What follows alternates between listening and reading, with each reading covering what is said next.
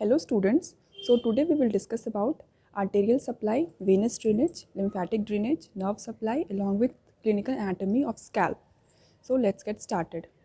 First we will see arterial supply of scalp.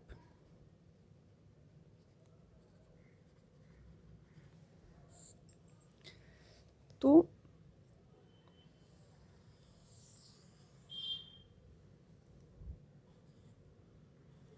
Suppose this is scalp. तो जो पहला artery है वो है सुप्राट्रोक्लियर आर्टरी।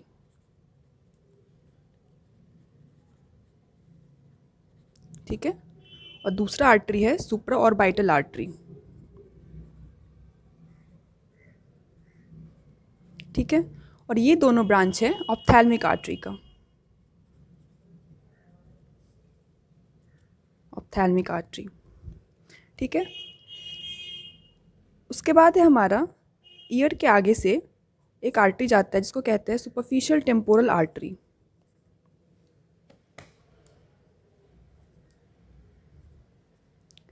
और ईयर के पीछे से एक आर्टरी है जिसको कहते हैं पोस्टीरियर ऑरिकुलर आर्टरी।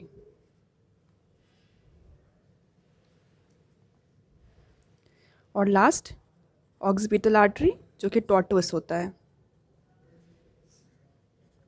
ठीक है, और ये तीनों ब्रांच है एक्सटर्नल कैरोटिड आर्टरी का। ठीक है, पहला हमारा आर्टरियल 5 सप्लाई है। आर्टरी का 5 सप्लाई है, सुप्राट्रोक्लियर और सुप्रा ऑर्बिटल जो कि ऑप्थैल्मिक का ब्रांच है, सुपरफिशियल टेम्पोरल, पोस्टीरियर ऑरिकुलर और ऑक्सीपिटल जो कि एक्सटर्नल कैरोटिड आर्टरी का ब्रांच है। अब देखते हैं इसका नर्व सप्लाई। तो जो नर्व सप्लाई है वो 10 नर्व सप्लाई है इसके। ठीक है, जो पहला नर्व है वो है हमारा supratrochlear nerve. Supratrochlear nerve. Next we have supraorbital nerve.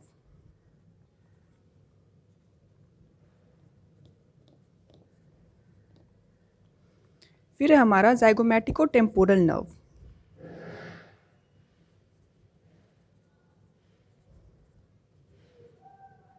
Then we have temporal branch of facial nerve.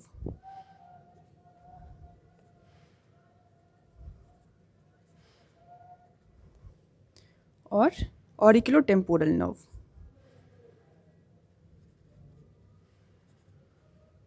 तो जो ये 5 नर्व है ये हमारे ऑरिकल के आगे है, anterior to the auricle.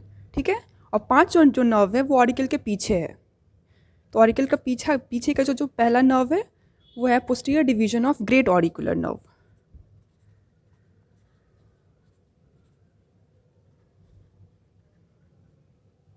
Then we have posterior auricular nerve.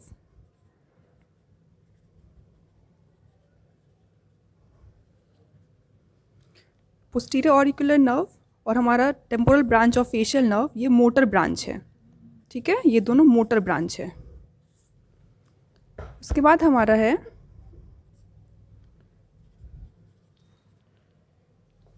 Laser occipital nerve.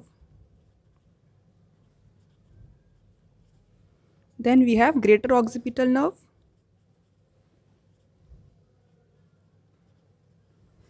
And last we have third occipital nerve.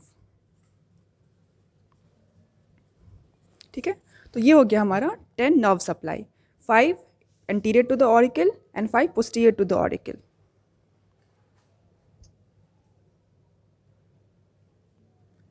अब देखते हैं वीनस ड्रेनेज।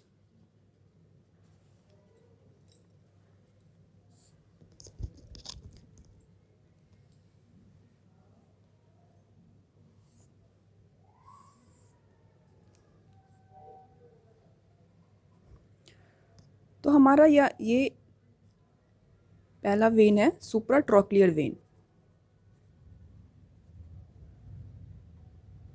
ठीक है, और ये सुप्रा ऑर्बिटल वेन। ये दोनों वेन मीडियल एंगल ऑफ आई के पास यूनाइट करता है और बनता है एंगुलर वेन। ठीक है, ये सुप्राट्रोक्लियर और सुप्रा ऑर्बिटल आई के मीडियल एंगल पे यूनाइट करके बनाएगा एंगुलर वेन। ये एंगुलर वेन फेस पे आके बन जाता है फेशियल वेन। ठीक है, फिर हमारा एक वेन है सुपरफिशियल टेम्पोरल वेन।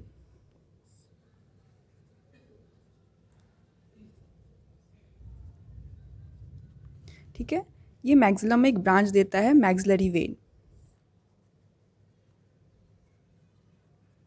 ठीक है, और ये वेन मैंडिबल के पीछे होते हुए ये नीचे आता है, तब हम इसको कहते हैं रेट्रोमैंडिबुलर वेन। रेट्रोमैंडिबुलर क्यों? क्योंकि ये मैंडिबल के पीछे से आता है। रेट्रोमन मतलब पीछे। ठीक है, और ये रेट्रोमैंडिबुलर वेन एंगल के नीचे आके ना दो ब्रांच देता है, anterior branch and posterior branch. ये हो गया पोस्टीरियर ब्रांच और ये हो गया एंटीरियर ब्रांच।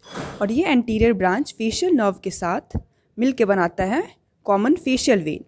ठीक है, ये anterior branch of retromandibular vein facial vein के साथ मिल के बनाता है कॉमन फेशियल वेन। और ये common facial vein finally drain कर जाता है इंटरनल जुगुलर वेन में। ये हमारा इंटरनल जुगुलर वेन।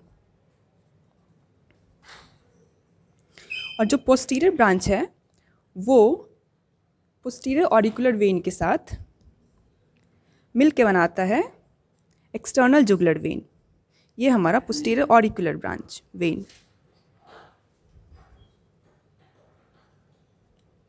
ठीक है, ये पोस्टीरियर ब्रांच के साथ मिल के बनाता है एक्सटर्नल जुगुलर वेन। और ये फाइनली ड्रेन कर जाता है कहाँ? सबक्लेवियन वेन में।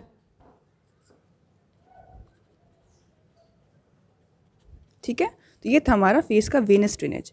अब जो सबसे इंपॉर्टेंट चीज़ इसमें ये है, जो फेशियल वेन है वो डीप फेशिया में जाके बनता है डीप फेशियल वेन। ठीक है, डीप फेशियल वेन। अब deep facial vein pterygoid plates में जाके बनाता है एक प्लेक्सस। प्लेक्सस क्या होता है? ये एक नर्व का ये एक वेन का नेटवर्क होता है। ठीक है, इसको हम कहते हैं टेरिगॉइड प्लेक्सस।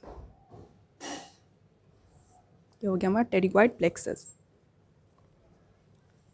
अब ये टेरिगॉइड प्लेक्सस जा खुलता है कहाँ? इमिसरी वेन में।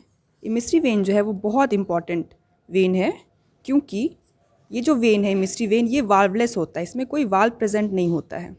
क्योंकि इसमें वाल्व प्रेजेंट नहीं होता है इसलिए ये जो इन्फेक्शन है वो रेट्रोग्रेड इन्फेक्शन करा सकता है। मतलब जो फेस का जो इन्फेक्शन है वो उसको कैवर्नस साइनस तक पहुंचा सकता है, क्योंकि जो इमिसरी वेन है वो एक्स्ट्रा क्रेनियल साइनसेस को इंट्राक्रेनियल साइनसेस से जोड़ता है।